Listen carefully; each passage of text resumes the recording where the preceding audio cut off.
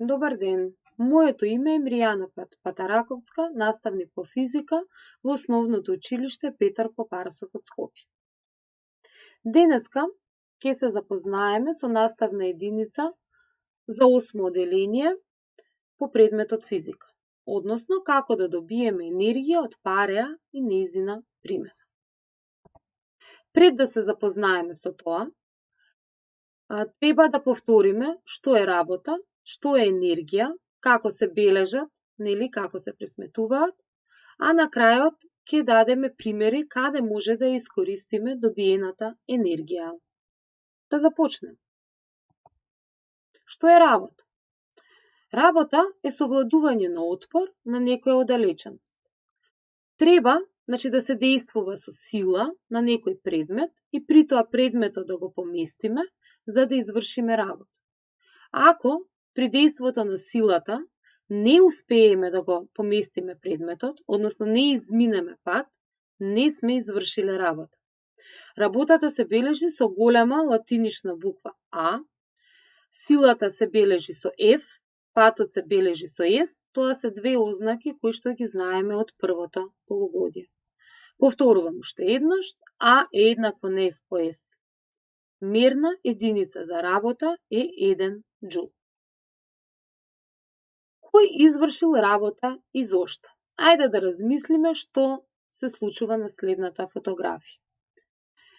Имаме работник кој што бутка количка полна со песок, потоа имаме мајка која излегла на прошетка со своето бебе во количка, имаме роботче кој се труди да го помести возилото, имаме капач, имаме работник кој товари камион и на крајот имаме еден човек кој што вежба и при тоа применува голема сила и приметуваме дека откорнува еден дел од ѕидот. Ајде да видиме кој извршил работа и зошто. Еве ги нашите одговори. Работникот, бидејќи ја поместува количката, врши работа.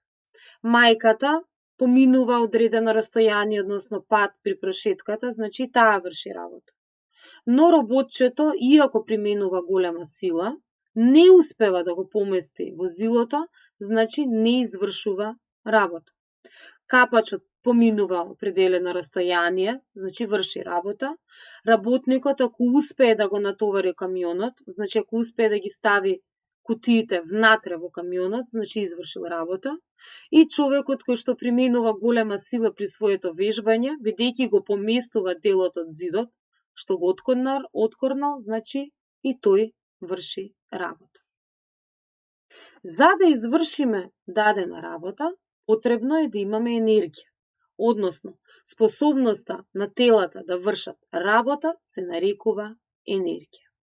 Енергијата се бележи со големо Е и се мери исто така во джули, бидејќи работата и енергијата се тесно поврзани.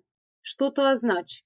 За да извршиме работа, ни е потребна енергија, односно треба да имаме некоја енергија која што можеме да искористиме за да завршиме некоја работа.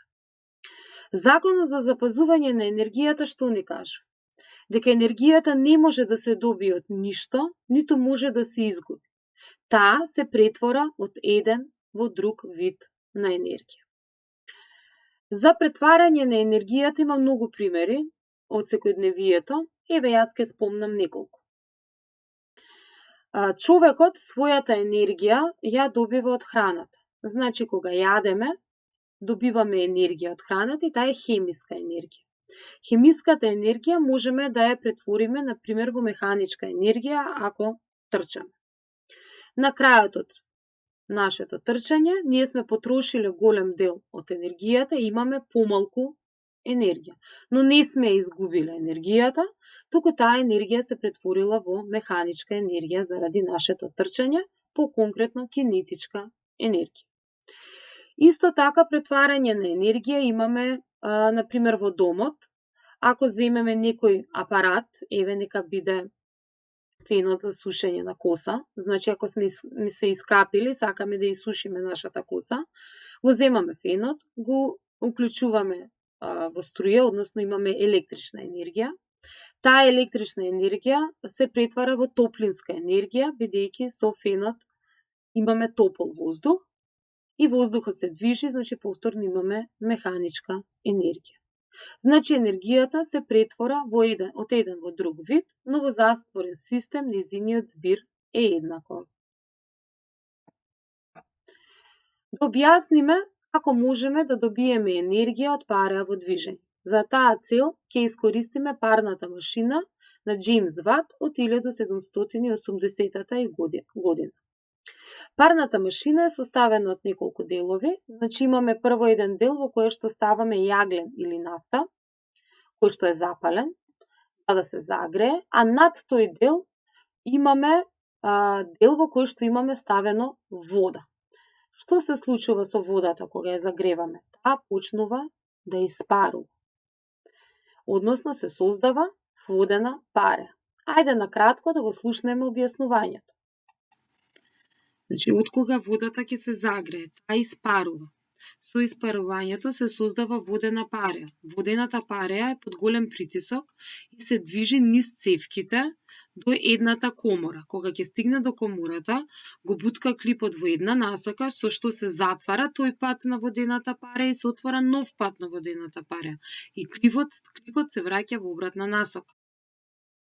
Така, значи, што се случува? Рековме имаме водена пареја под голем притисок и се движи низ овие цевки, оди во едната насока клипот, а потоа оди клипот во другата насока.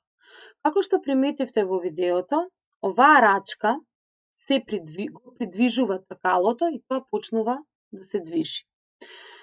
Значи, енергијата на парејата се претворила во механичка енергија. Сме добиле механичка енергија, односно движење на тркалото.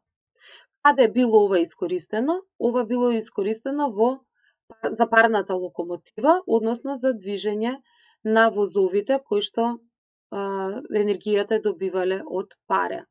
Исто така, оваа енергија била искористена и за движење на автомобили во тоа време. Ако оваа механичка енергија која што сме ја добиле, ја искористиме за движење на роторот во еден генератор, тогаш ќе добиеме електрична енергија. Односно, електричната енергија се добива во термоцентралите, во кои што со согорување на јаглен или нафта се добива, значи, водена пареја и со помош на таа водена пареја, како што веќе објаснивме, под дејство на големиот притисок се движи роторот, кој е составен дел на генераторот. Од генераторите добиваме електрична енергија, која што потоцна можеме да ја користиме каде што е потребно. Односно, можеме да ја користиме во некоја фабрика или во нашите домови за сите оние апарати што користат електрична енергија. Оваа година учиме како се добива електричната енергија, а во 8 оделение ќе учиме што е електрична енергија и како се добива по-конкретно. Ви благодарам на вниманието, се надевам дека се совлада новиот материјал. Довидување!